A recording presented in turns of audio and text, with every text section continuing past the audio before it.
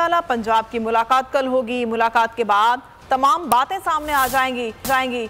Speaker Punjab assembly Sibtain Khan की इमरान खान से मुलाकात के बाद मीडिया से गुफ्तगू बोले। वज़ीर आला पंजाब असेंबली तहलील करने के मौक़िफ़ पर कायम है।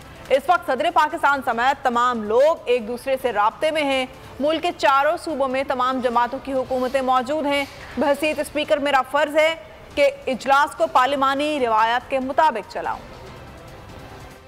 मैटर है इट्स रिगार्डिंग पंजाब बहुत बड़ा सूबा है, 12-13 करोड़ की आबादी है। आप मिनट टू मिनट या घंटा टू घंटा ना चलें।